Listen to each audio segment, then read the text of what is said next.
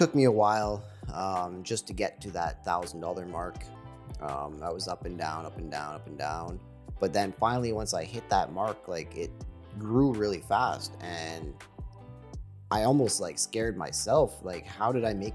Like, I turned that $1,000 into 10,000 in a couple months. Happy Sunday and welcome back to another episode of This Thing of Ours podcast, Where we talk about all of life's highs and lows. and everything in between.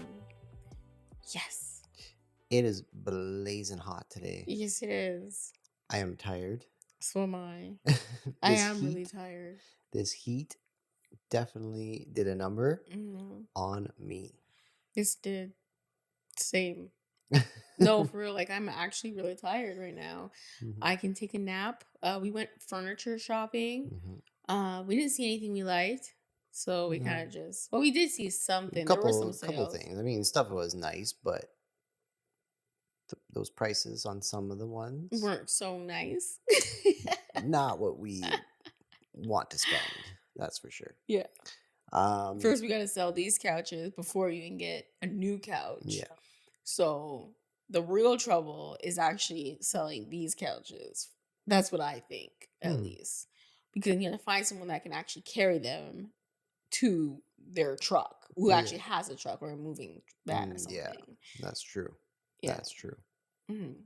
Because it can't fit in your car, and it definitely can't fit in my car. No, that's not happening. Yeah, And so- it's not going on the roof. Yeah, definitely not. But speaking of cars, so if you guys remember 2 weeks ago, I said I was going to get a bike and let my car get fixed later down the road. Well, guess what? Your girl did it. She got a bike and I absolutely loved it. I biked to work. It took about an hour and a half. It was Because why? It was only supposed to take an hour, but I got lost. So let's just add on that 30 minutes of just being lost. But I'm really proud of myself that, I did that.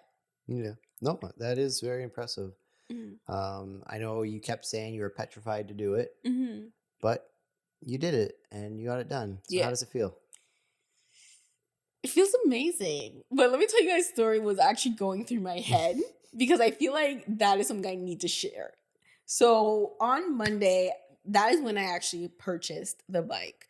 And they told me, oh, we have to build a bike. Because I didn't want the one on the floor. They're like, okay, well, we can build you one. It will take 2 days. So I was like, okay, sure, no problem. I'll have it by Wednesday, Thursday. Bike to work Thursday. That's what I was thinking. So paid for the bike. Didn't think anything of it. I was just super excited. I was like, yeah, I'm getting a bike. This is going to be so exciting. I always wanted to exercise in a different way instead of going to the gym. And long story short, we paid for the bike. Then Tuesday, we didn't get a phone call. So I was like, okay, hopefully we get the bike by Wednesday. Wednesday came around. We got the bike. We got a call saying, oh, your bike's ready. And I feel like that's probably when things kind of took a toll for me. Reality actually set in that this was real. Yeah. You were actually doing this. I'm actually going to bike to work. Yeah. So I started getting nervous. I was like, is it too late to return the bike? How do I get out of this? And then I'm like, the entire time, like, we were in the store looking for a helmet, looking for like a little bell because I wanted a bike bell. And what else did I get? Oh yeah, I also wanted to get like the phone attachment to the bike. And the entire time we were looking at this stuff, I'm thinking to myself, is it too late to return the bike? It can't be too late. I can return it. I didn't leave the store with the bike. You can back out now. Yeah. It's not too late. Yeah. And the entire time I'm thinking to myself, okay, I'm like, how do we get out of this? How do we get out of this? How do we get out of this? But at the same time, went through the cash, paid for the helmet, paid for the bell, and I paid for the phone attachment. I was like, all right, guess I'm doing this. That Wednesday night, I checked the weather app and it said it was supposed to thunderstorm. Thursday. I was like, yes, it's gonna thunderstorm. I don't get to ride my bike.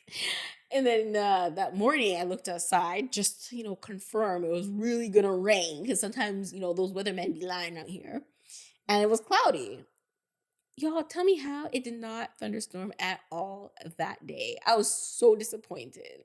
But the funniest part is that morning you woke up and you're like, so are you biking today? And I was like, no, it's gonna thunderstorm. And you're like, oh yeah, okay, sure. Or you can bike and then if it rains, I'll pick you up. But I was like, no. it's gonna thunderstorm. And I feel like at that moment I realized that, I talked myself out of wanting to do it that day because I didn't feel ready. Yeah. I woke up late and I just wasn't ready. So Thursday I got to work and they were like, "Oh, did you ride your bike today?" And I was like, no, it's supposed to thunderstorm. And they're all looking at me like, okay. Because I guess on the app, maybe it changed throughout the day that it wasn't going to thunderstorm, but I swear, I saw thunderstorms. You saw what you wanted to see. It's a possibility. Thursday night, you're like, "Okay, Amelia, are you biking tomorrow?" I'm like, "Yes, I'm biking tomorrow." And in the entire time in my head, I'm like, "Oh my God, I'm biking tomorrow. How do we get out of this?" Check the weather app, pure sunshine. I was like, "Oh, crap." What excuse can I use? I know. I was like, "Oh my God, okay. I was actually ready to go to bed around 8:30, but I couldn't sleep. So I actually ended up kind of falling asleep around 10, which, those nights where you feel like you won't get an hour of sleep because you're kind of tossing and turning. I was so worried Thursday night about the bike ride that I felt like I only got an hour of sleep. So Friday morning came around and then Curtis looked at me and was like, "So you're doing this?" I'm like, "I'm doing this." But the entire time I was screaming, "No! I don't want to." But I'm like, "No, I'm doing this. I'm doing this." I should have done this Thursday night, but I didn't. But I was trying to learn the bike as I was riding because honestly, I didn't know how to change gears. I don't know anything about this bike that I got. I haven't ridden a bike in so long. So something happened to the bike as I was riding. And then I had to turn around, come to Curtis, and I was like, "Curtis, I think I broke my bike." And you're like, "No, you just changed it to gear 1. And I was like, "Well, how do I change it back?" So he changed it back for me. And then you're like, "All right, you're ready to go." And I'm like, "I'm ready to go." Okay. All right. This is it. No more excuses. So then I start biking. As I get down the street, I hear doo-doo-doo. When your GPS kind of resets itself? Yeah. Your girl already messed up. I don't understand how this happened. But I kept riding. And the entire time, I was super excited. I'm smiling though. Even though I messed up, went in the wrong direction, I'm still smiling because I was so happy. And then finally, it kicked in that I was biking on the highway, kind of by myself, just me and a whole bunch of cars that are just whipping past me. Oh my gosh, what do I do? And the entire time I'm saying, "Okay, Amelia, turn around, bike home, call an Uber. You can do this. Go home." We weren't ready for this. We'll be ready on Monday. And I kept biking. I just kept biking. And I realized that there's really no way out because by the time I wanted to turn around, I was already almost on the highway type of thing. And I'm saying highway, but it wasn't really a highway. It was just a straight drive where a lot of cars go through to get to the highway. And there's no street lights. There's just a straight path, farm type of thing on both sides. And the roads are really skinny. So it's a single lane. So cars are going this way, cars are going that way, single lane. And then there's a little tiny little space for a biker. I want to say that it was so skinny to the point where if you wanted actually to turn around, you couldn't because a car can come and actually whip off your front tire. If you know what I mean? It wasn't big enough for you to feel like you can just do a U-turn type of thing. All right, let me go the opposite way. The roads were too narrow.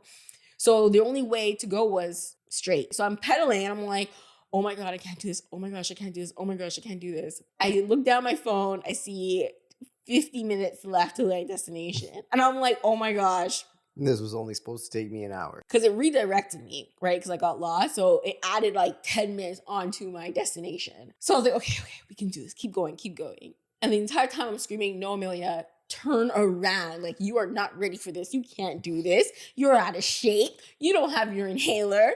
What are you doing?" And I'm panicking. I'm sweating. I'm like, "Oh my God, just call Curtis. Call an Uber. You just stay on the side of the road. Just tell the Uber where you are. Let them come pick you up.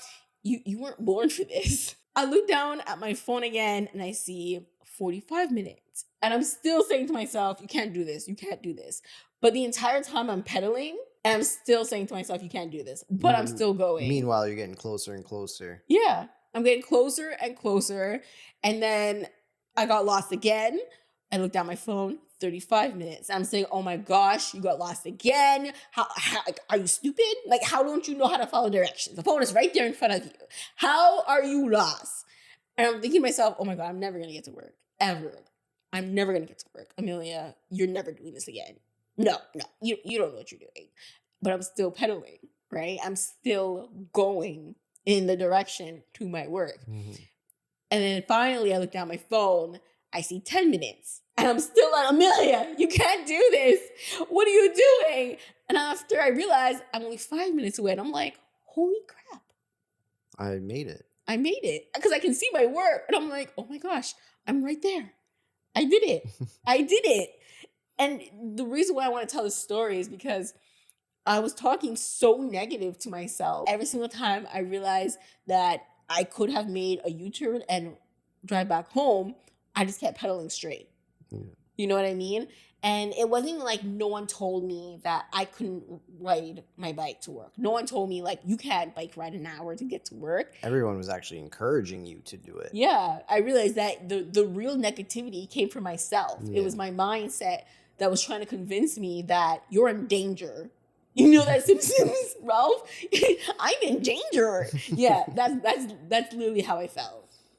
But I just kept going, you know, and it made me think of all the times where I've talked myself out of doing whatever I wanted to do because I didn't think I can do it. Finally, when I got to work, I was like sweating buckets and I was so tired.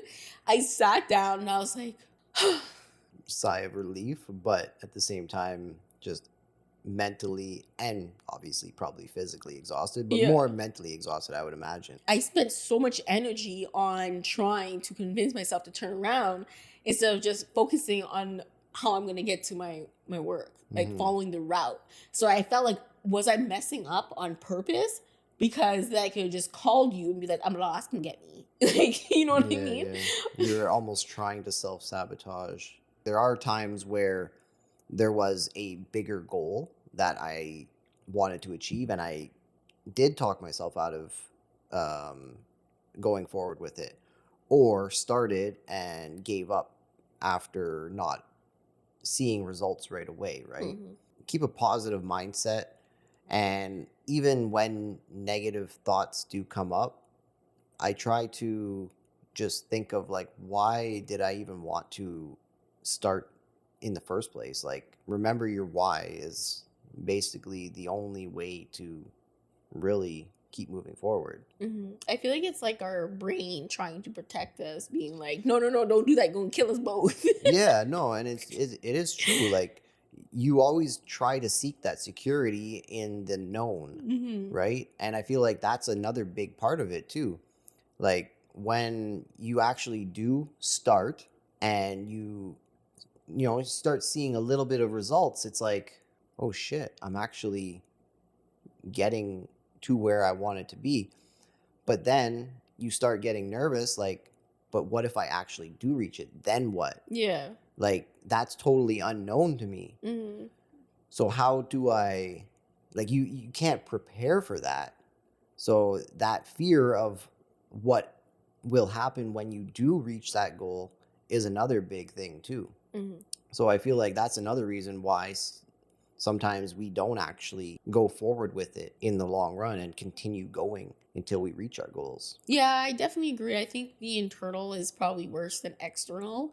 I think over the years, as I've gotten older, I have allowed less people to actually affect my mood. I might be affected by a couple of minutes and really think about what you said. Like, if it was something negative, and be like, wow, why did this person just say this to me, to my face? Okay. And I'll think about it after. But I notice that when I'm overthinking, I feel tired. You know, I get anxious. And I'm like, okay, you know what? That's taking too much of my energy. So I try to like change how I feel by thinking of something that, you know, I like or I'm gonna look forward to.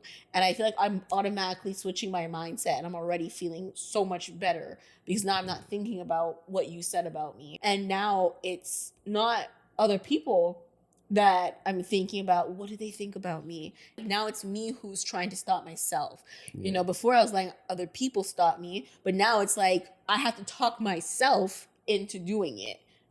And sometimes I just have to start doing it, and my brain just be like, nope, nope, no, we ain't doing this today. No, no. And I'm like, well, we're doing it. You know what I mean? Like, we're doing it. And I just keep going. I feel like the inner critic of myself is so much louder than the external critics. Yeah. And that goes with a lot of things. Even when we got Trumpet, I was like, are you ready for a dog? Can you handle the responsibility of a dog? Yeah. But speaking of Trumpet, if you guys haven't seen the last week's episode where we talked about, you know, like kind of our experience of getting a dog and things we've learned for like within the 3 years of having him, little tips on what you should expect or think of before getting a puppy. We'll put a sneak peek right here. I think it's extremely rewarding, and it's really good for my mental health, I think, because seeing him when I come home or just playing with him, it really boosts up my mood. I'm happy, I'm jolly, and it's just something about owning a dog. Is puppy therapy? That's what it's called? Yeah. They actually have that. That is a real thing. I'm not saying get a dog just for puppy therapy, but I feel like ever since I got him, I challenged myself actually a little bit more because I never thought I'd be able to take care of any pet or actually keep a pet alive. Because I had goldfishes in the past and they died like in 2 days. Yeah. No, I know. I had fish too when I was younger and they never lasted. I don't know what I was doing wrong, but dogs, they are a little bit more work. And I was nervous to get him. Yeah. But after we did and realized it wasn't so bad. And I feel like that's how it is with a lot of goals. Oh, yeah. Like when you're in the middle of it, it seems worse than it actually is. Like you seem like there's no way out. Yeah, you feel like there's no way out. You think like the worst scenario is going to happen. And you try to talk yourself out of going forward with it and continuing on. But once you do actually achieve it, you're like, wow, that wasn't so bad. That was actually like your bike ride. That was a lot of fun. Yeah, it was. And I'm sure now you look forward to it again because you already did it. No? I do, actually, because I found the bike ride actually helped a lot with my mental health. I released a lot of stress, and I felt really proud of myself when I got to work. You know, I felt like, okay, what's the next challenge? I was like, I even texted Curtis. I was like, let's do a marathon. You're crazy. I am not ready to do a marathon. And I don't think you are either at this point. Just because you bike to work doesn't mean you can run a marathon. You don't know that. I know it's funny. I've developed that stubbornness to not just prove to you, but to prove to myself that I can do it. Yeah. I know I can. Like proving it to yourself is honestly more important than proving it to others. I feel like, because, you know, like, yeah, people may say you can't do it because they've never done it. They think it's almost impossible, and that only a select few are able to do certain things. Yeah, right? Or they know someone that got hurt from doing it, right? So it's like, I don't want to see you do it. Like you might get hurt. Like investing, for example, right? Like a lot of people, they lose money investing, and they think, oh, you're investing, you're going to lose all your money. They try to tell you all these different things, right? But it's just because of their experience and what they've been told. Yeah. Not necessarily that they've even tried it. Maybe it's just stuff that they've been told. So they try to reflect that back onto you. So like fear. I feel like, you know, with fear and, you know, you're talking about investing. That is something I noticed about you, is that at the start of your investing, like when you first started learning about investing, no one believed in, you know, what you can do. No one thought you were going to make money trading Forex. Yeah. And, you know, I watched you do that. And I feel like if I didn't see you do it, if I didn't know someone who had done that, I would have been like, can you really make money investing? Like, I would still question it, right? But because I saw you do it with my own 2 eyes, I was like, that's crazy, you know? But how do you feel like you were at the start of your trading and no one believed in you, and you kind of like, did you have fear? I feel like at the start, I was more determined Mm-hmm. to prove people wrong and to prove myself right. Um, that like, I wanted to do something so bad that it didn't matter what people said. I was determined that I was going to make it happen. Yeah. And I mean, yes, I started out originally with like $200. Took me a while just to get to that $1,000 mark. I was up and down, up and down, up and down. But then finally, once I hit that mark, like it grew really fast. And I almost like scared myself. Like, how did I make, like, I turned that $1,000 into 10,000 in a couple months. Mm-hmm. But I feel like at that point, that's when I kind of started to self sabotage myself because I, like I said, I scared myself like, wow, I really did it. And I was mentioning this earlier how, like, once you reach a goal or when you start getting close to that goal, Mm-hmm. part of the fear part of it is once you're close, you have to now maintain that, right? Mm-hmm. So I feel like not getting to that goal is easier mentally than getting there and losing it. And that is what happened. Like that first bit of money that I made, I ended up giving a lot of it back, Mm-hmm. almost all of it back. Um, and that was how many years ago now? 2016, I think, or 17. 17 or 18, I'm pretty Oh, sure. okay. But regardless, yeah, I made good amount of money very quickly. I felt like it was anyway. Mm-hmm. But I did self-sabotage myself. I gave it all back. Yeah. Or a good chunk of it anyway. And then I had to start from scratch again. Like I basically self-sabotaged myself in the sense of I allowed my fears to get in the way of getting past that level that I felt like I shouldn't be here, Mm-hmm. right? Because you're like, how did I even make Yeah, this? you know what I mean? Like, is this real? Hmm. Yeah. So, yeah, like once we get to a level, it's like we start talking ourselves into the fact of, do I even belong here? Like, is this even for me? Should I have even gotten to this point? Mm-hmm. Like, do I deserve this? Yeah. One thing that I've always admired about you is you've always been confident and very like go getting. I, Hmm. I don't know. Like I feel like you've been like that from the very start, and I admire that about you because you just learn things. I don't know like how you do it, how your mind works, but I feel like, nothing kind of I always felt like nothing really scared you that was different that you had to learn. When it comes to Yeah. like money or taxes, you're like, oh, okay, okay, okay, I figured that out. I know how to do that. And I'd be like, huh? Yeah. And watching you trade was something that was very admirable. No, I have been very determined when I want to do something. Mhm. I I do set my sight on something and I usually do achieve it, but there are times where either I don't start because I feel like the goal is too far fetched, Mhm. or at some point I end up self sabotaging it Yeah. or like giving up on the goal. How do you deal with external critics? Because when people, were telling you like, "Oh, you shouldn't invest," be careful with your money, and they're basically, not putting fears on you. Because when you ask people like, "Why would you say that to me?" It's like, "No, no, I was just warning you, or I'm just Hmm. trying to tell you."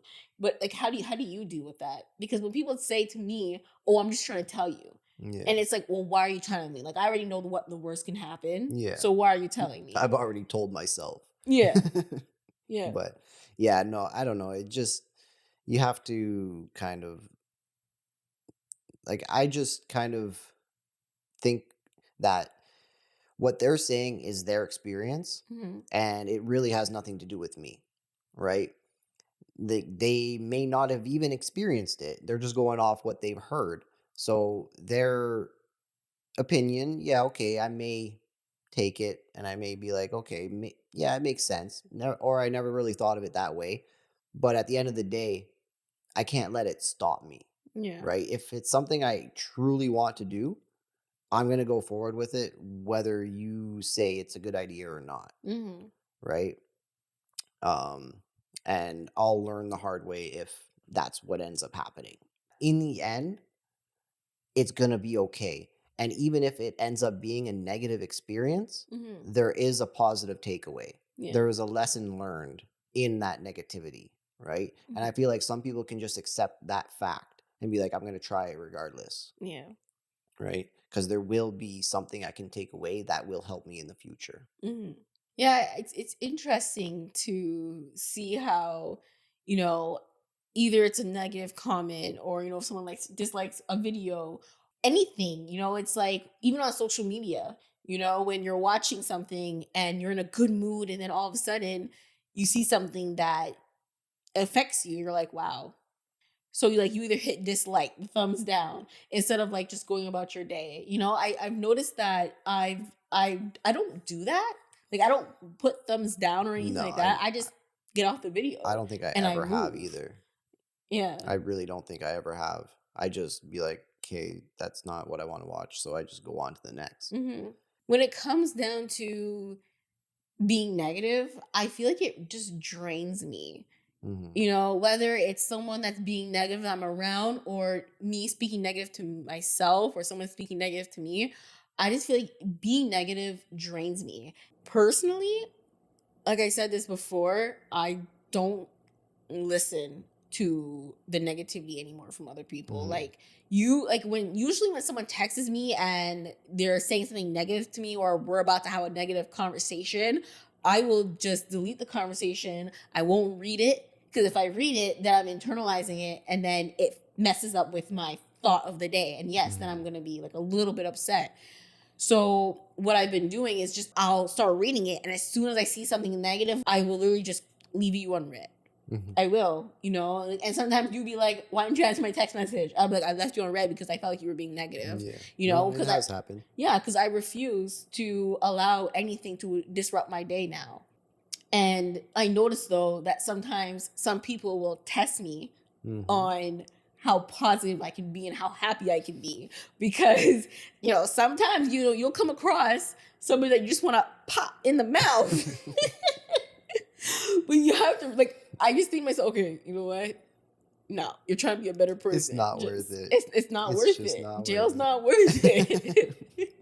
But it's crazy to hear though how some people, even though they know what they're going to say to you is negative and they know they shouldn't say it, it's almost like they have to say it Hmm. out loud. And I personally think that once someone says something out loud, whether it's about them or, you know, about someone else, I almost feel like that's bad energy that you're Hmm. portraying onto that person, you Yeah. know? But then again, it's like you can block that bad energy by not believing it or Yeah. not internalizing it. And that's what I've been working so hard on is okay, so you said something negative to me. How do I block this out so that it doesn't come true? Yeah. You know? Well, I mean, that's part of like letting go and kind of forgiving other people in a sense. Mm-hmm. Like whether it's a big thing or just a small thing, like they just said something that was like, okay, that was rude. Yeah. Like, why'd they say that? And then just instantly just be like, okay, whatever. Maybe they're just having a bad day. What, and just kind of forgive them for what they've done or said or whatever the case may be. Forgiveness is a really big thing to Yeah. release negative energy. No, it is for sure. And just letting go of it. Um, and sometimes you do have to vent, Mm-hmm. right? Because like sometimes you come home and you're still in a good mood, but you're like, you won't believe what happened today, Yeah. and you have to vent it. And I know you say you talk to God about it a lot of the time, and sometimes you don't even mention it to me.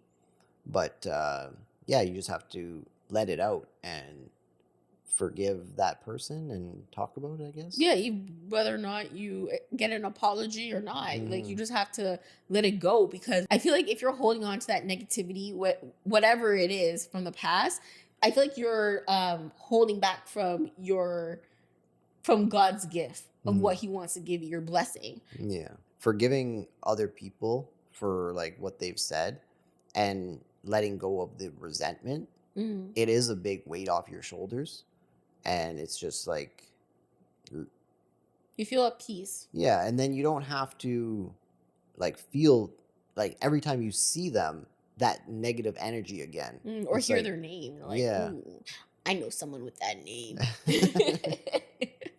Yeah, you just kind of let it go and go about your life. Do you guys agree that the internal critics are worse than the external critics? Hmm. Because I definitely think that internal critics are a lot harder to deal with than the external. Yeah, the external is easier to block out I think so than too. the internal. But I feel like sometimes the external influences the internal. Yes. And then you start overthinking Mhm. everything. And that's when, like, just that one little seed that they planted Mhm. sprouts in your mind. Yeah, because sometimes you're not even thinking about it, Mm-hmm. right? Yeah, it's true. That small little seed that they planted in your brain there for whatever they said ends up growing, and that ends up talking you out of doing Doing what it. you wanted to do, right? Like some people say, like, you shouldn't tell people your goals. Yeah, it's true. Like for some things, it is better to just go ahead, do it on your own, Hmm. and then when you're ready to tell people, because you've already started and you're already got the ball rolling, then you can go tell a few people that you want to tell.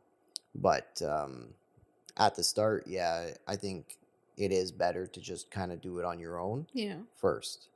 But another thing about that is the fear of seeing other people succeed in what you want to do, Hmm. and that's negativity still. But you got to think in the back of your mind, everyone has to start somewhere. Yeah. No one starts at the top, Hmm. right? So, I mean, as long as you have a goal, you have a vision, and you see it through, that's all that really matters. Yeah. So let us know how you guys deal with mental health and how do you guys deal with negativity? Do you guys once again feel that the external critics are harder to turn off than the internal critics or vice versa? Let us know in the comments below. Mhm. We always look forward to talking to you guys. Yep. And if you guys like this podcast episode, hit that thumbs up, Yep. subscribe to the channel, like this video, share it, and we will see you guys next Sunday because we post every Sunday. Every Sunday. So we'll see you guys in the next one. Or you can click that link over there for our previous videos. Yep. All right. Happy Sunday, guys. Peace. In Chris's new car that he only had for about a week, you said? A week or two, yeah. Yeah. And he took a shit. Diarrhea.